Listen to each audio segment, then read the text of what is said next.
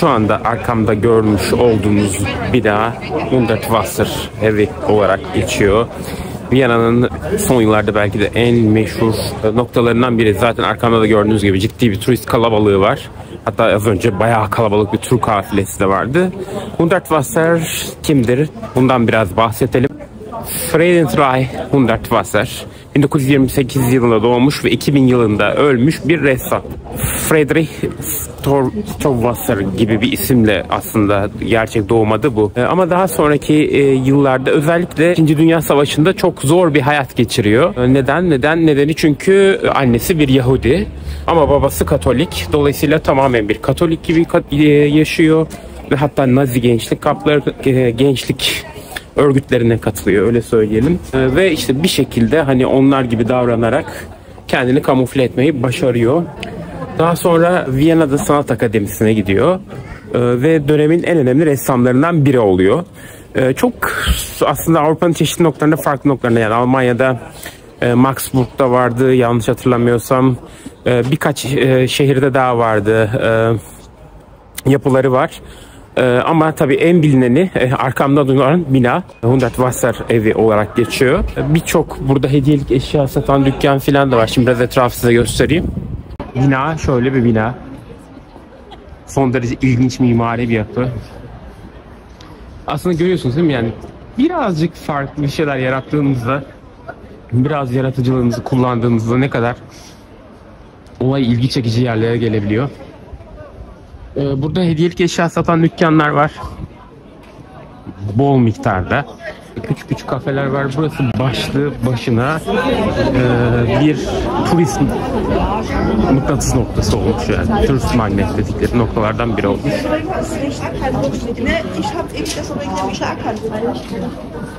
Şimdi buradan böyle hediyelik eşyalar alabileceğiniz dükkanlar mevcut.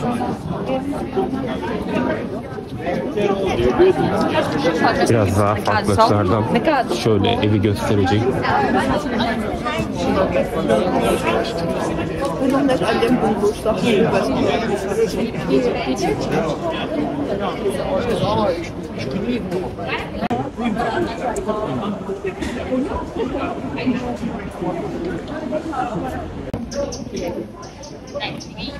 Yeter.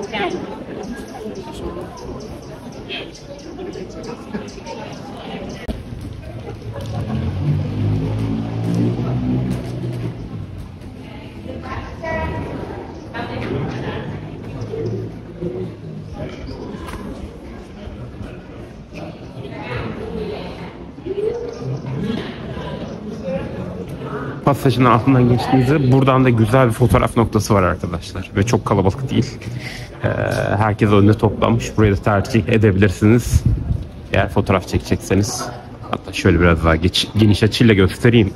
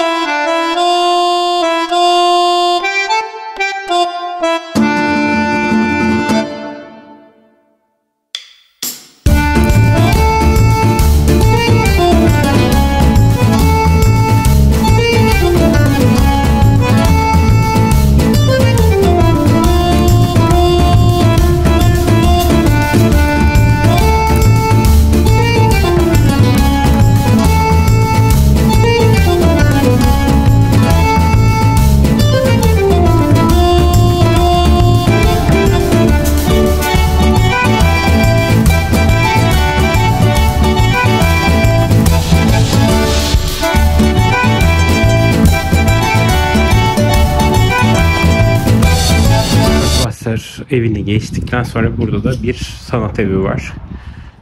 Burayı da ziyaret edebilirsiniz. 5 dakika sadece yürümeniz gerekiyor. Şimdi içeriği ziyaret etmek 12 euro. Yetişkinler için. Böyle bir bahçesi var. Şuradan alıp bir şeyler içebiliyorsunuz.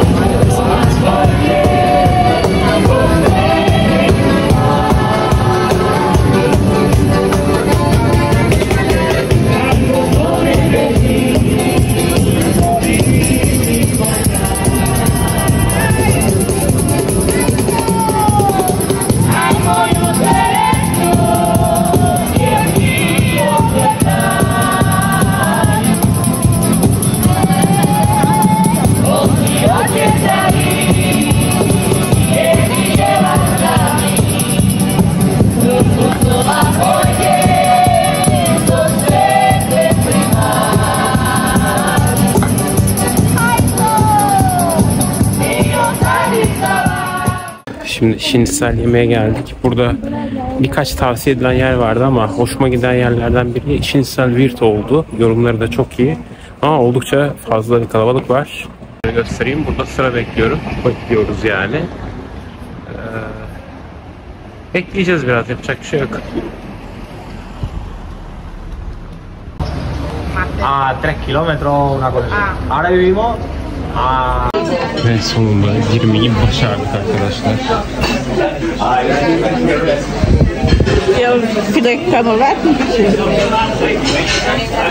Yaklaşık bir 10-15 dakika sıra bekledikten sonra içeri girdik.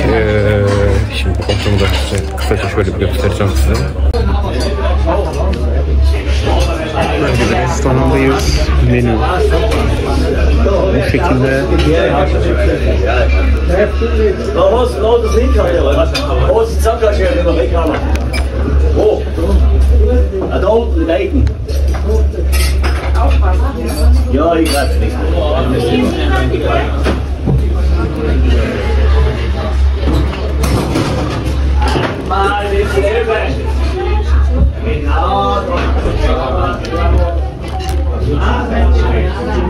Şimdi ben yemeğimi seçeyim. Ondan sonra lezzet hakkında da bilgi vereceğim.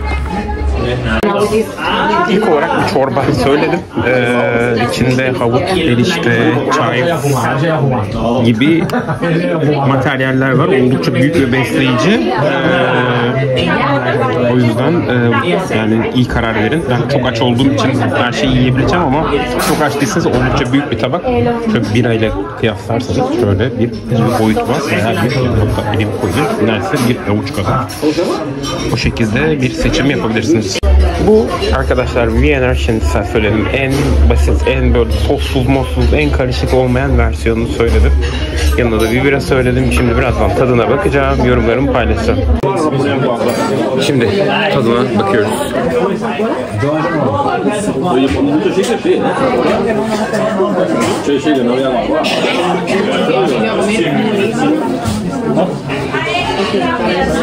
Çok iyi.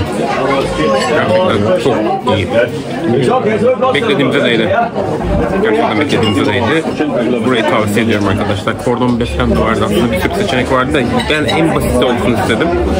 Viyana usulü şinisel olsun istedim. O yüzden bunu söyledim ama burada olsam gelip bir yerlerinde denerim muhtemelen. O yüzden buraya gelmenizi tavsiye ederim.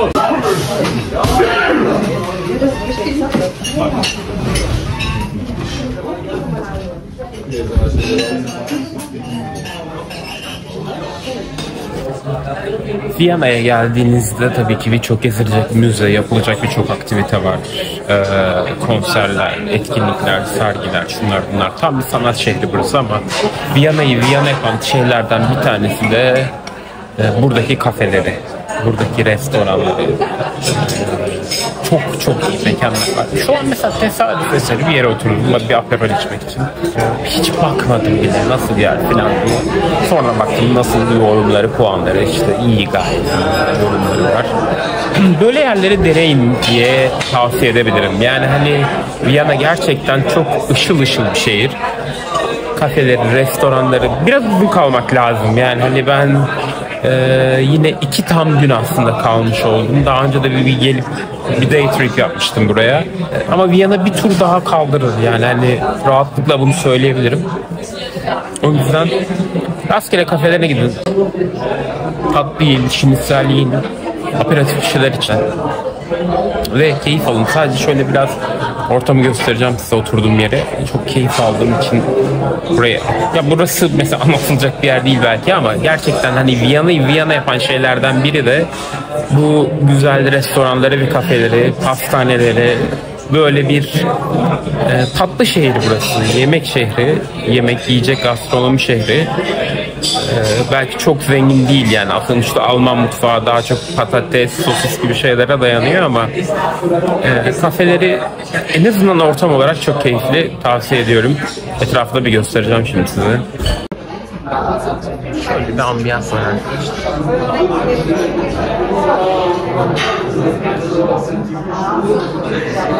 Gördüğünüz gibi küçük, sevimli bir yer. Böyle bir sürü yer var yani. Hani ya, burada yaşasan farklı zamanlarda farklı yerler keşfedersin. Ama kısıtlı zamanda hani birkaç tanesini ancak gezebiliyorsun. Yapacak bir şey yok. 2 gün 3 gün kalıyoruz hepimiz. Zaten Euro bu kadarken yani her yere de gidemiyorsun. Her şeyi de yapamıyorsun. Bazı şeylerden fedakarlık etmen gerekiyor illaki. Artık söyleyeceklerim şimdilik bu kadar. Yani hani Viyana güzel bir şehir. Gerçekten seviyorum bu şehri. Çok mimari anlamda güzel. Sanat şehri bir kere yani. Burası Mozart'ın şehri. Burası çok farklı ve özel bir şehir.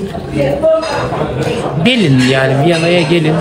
Burada müzeye, sanata, kafelere, tatlılara, şnitzele ve özellikle Christmas zamanı geliyorsunuz, birbirinden güzel Christmas marketlere doyabilirsiniz, tadını çıkarabilirsiniz. Söyleyebileceğim bu. O yüzden şiddetle Viyana'yı tavsiye ediyorum. Çok güzel bir başkent, çok keyifli zaman geçiriyorum. Biraz daha kalmak açıkçası istiyordum yani hani şu an keyfinin zirvesindeyim ve yarın bırakmak zorunda kalacağım. Yarın son günüm çünkü. Dediğim gibi yani sadece sanat, müze veya tarihi yerleri belki hızlıca gezersiniz ama kafeleri, restoranları falan keyifli zaman geçirirsiniz burada. Hele Christmas zaman geçiyorsanız her bir Christmas market ayrı güzel. O yüzden burayı tavsiye ediyorum. Tabii ki Euro 20 liralara dayandı. Zor bir şey biliyorum ama içinde zor. Hesap yapıyoruz yani. İster istemez hesap yapıyoruz. Ama işte hayatı nasıl yaşayacağınızı siz karar veriyorsunuz. Burada benim harcadığım parayı başka yerlerde de harcayabilirim. Sonuçta bir pantolon alıyorsunuz artık 1000 lira yani o yüzden hiçbir şey ucuz değil. Öyle bir yol seçmeniz en mantıklı olanı. Valla öyle acayip bir yer ki bu Viyana. Şimdi otobüsle geçerken bir yer gördüm ve yolda hemen indim. Bayağı bir kalabalık sokaklar falan var. Eğlenceli bir yere benziyor. Christmas marketler kurulmuş, hareketli. Neredeyim şu anda? Müzeler bölgesine çok yakınım. Museum Quartier diye geçen bölgeye. Etrafında böyle ara sokaklar var, arkada görüyorsunuz. Cıvıl cıvıl. Buraları bir keşfedeyim dedim. Hiç haberim olan bir yer bile değil. Bakacağız şimdi, gezeceğiz. Burada kafama böyle bir bere aldım. Şimdi bakalım, gezelim.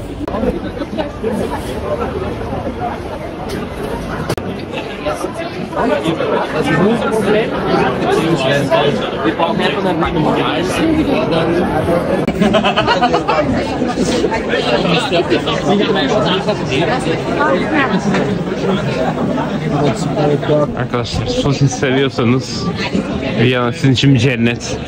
Zaten başka da çok fazla bir şey yok. Patates bir de.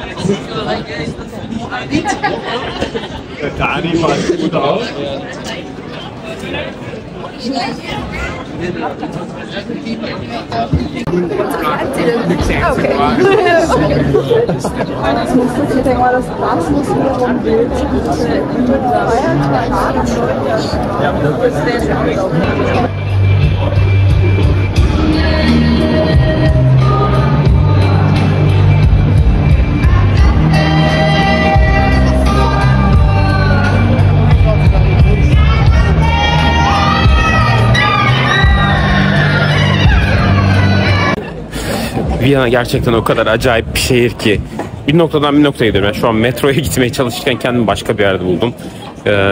Museum Theater. Buraya gelememiştim gündüz. Yani gündüz denen kısım çok kısa oluyor zaten. 4'te bitiyor gün. Hava kararıyor ve yapacak çok şey bulamıyorsun. Çok güzel bir ışık gösterileri falan var meydanda. Binaları aydınlatıyorlar lazerle. Çok sevimli. Biraz göstereyim etrafı size. Hatta az önce burada tam ben geldiğimde bitti bir etkinlik vardı, bir konser gibi. Burada küçük marketler var yine.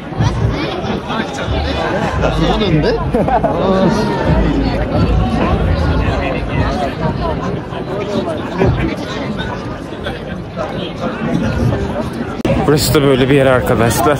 Viyana yine yetmedi yani, zamanım yetmedi maalesef. 2 gün daha, yani burada 4 gün kalın arkadaşlar. Yani 4-5 kaldırır. Şimdi ben yine yürüyorum bir yerlere, bakalım ayaklarım beni nereye götürecek. Aslında bir seher torta yemek istiyorum ama gideceğim yere varana kadar 50 tane yer uğradım. Ben gidene kadar kapanacak herhalde, öyle bir şey var. Artık bakacağız. Şimdi bak mesela buradan çıkıyorum, karşıdaki manzarayı da göstereyim size. Her yer acayip yani. İnanılmaz ihtişamlı bir şehir. Gördünüz mü?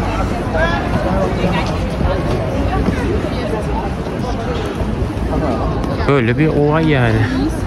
Karşıda da bir Christmas market var hatta. Hadi bir de oraya dalalım. Böyle böyle gidiyor ya. Bir de Christmas marketler de 9'da kapanıyor. Yani çok net bir güne daha aslında ihtiyacım vardı. Çok da dolu kullanmaya çalıştım.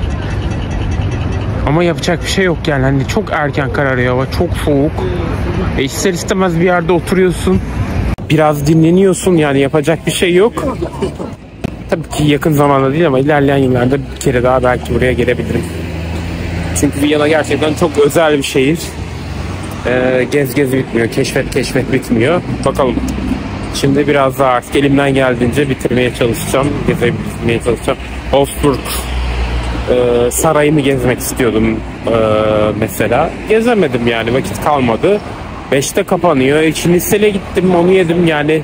Hangi bir türünü yapayım bilmiyorum. Yapılacak çok şey var. Kesinlikle yani ben burada iki tam gün kaldım. Asla ve asla 2 tam gün yetmiyor arkadaşlar.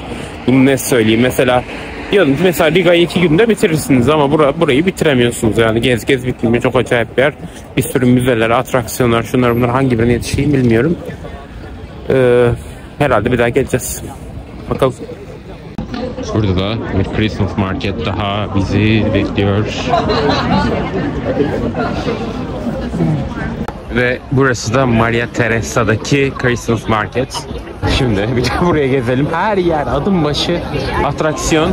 Eğer gerçekten bir Christmas atmosferi yaşamak istiyorsanız buraya gelin.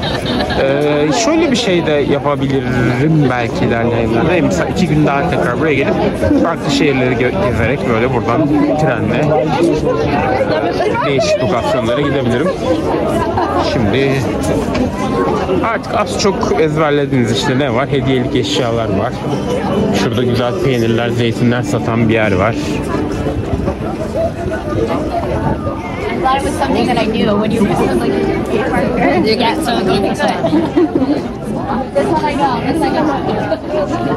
Hediyelik eşyalar.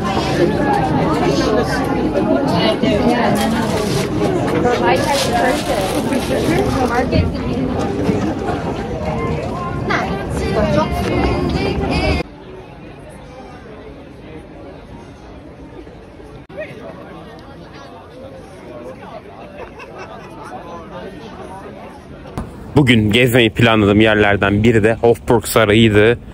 Kraliyet Sarayı. Burayı gezmeye vaktim kalmadı. Yapacak bir şey yok. Yani çok kısa zamanda çok fazla şey yapmam gerekiyordu. Ve hepsine zamanım yetmedi. Ama büyük bir şey kaçırdım. Şimdi gösteriyorum ne kaçırdığımı size.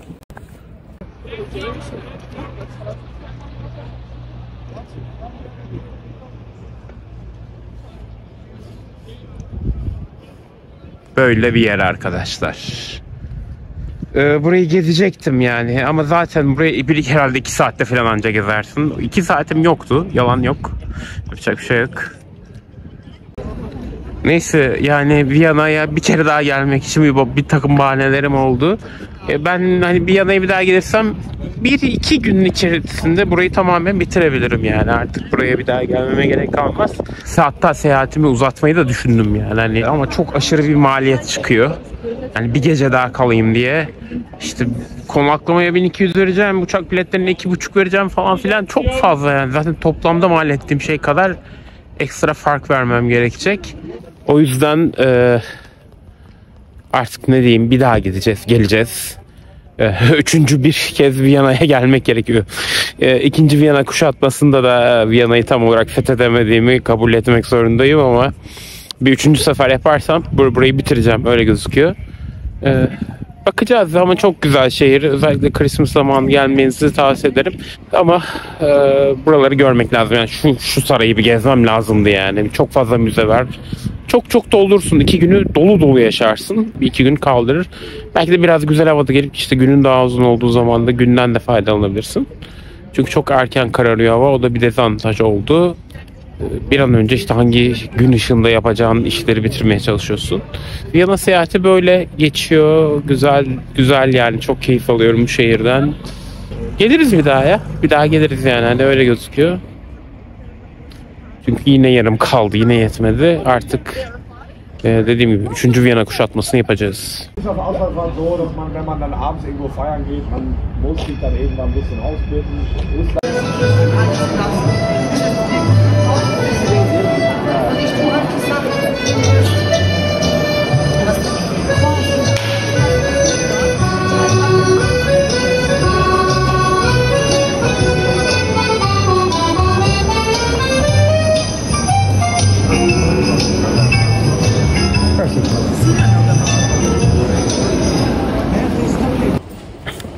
Evet, bugün Viyana'daki son günüm. Hatta son saatlerim. Şimdi havaalanına gideceğim.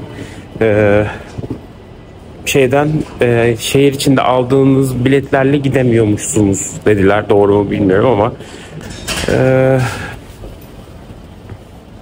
bunlarda OBB diye bir kuruluş var. Bizim TCDD'ye benzer. İşte raylı sistemleri yönetiyor. Ve buradan bir bilet aldım 1.90'a.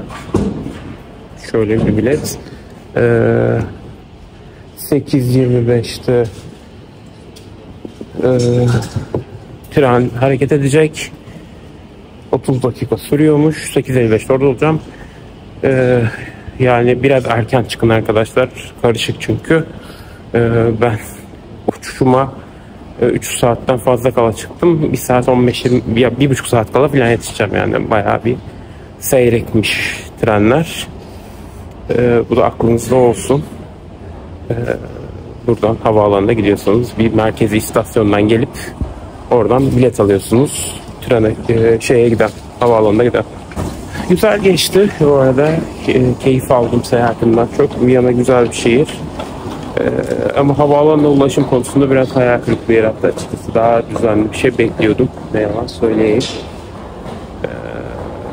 Çünkü çok seyrek yani ben 7.50'de buradayım, 35 dakika tren bekleyeceğim. Şimdi böyle biraz daha sık olmalı yani. Stockholm mesela bu konuda çok daha iyiydi. Çok fazla alternatif var. Burada bilmiyorum ya da ben çözemedim tam. Neyse bir şekilde yetişeceğiz artık. Bakalım.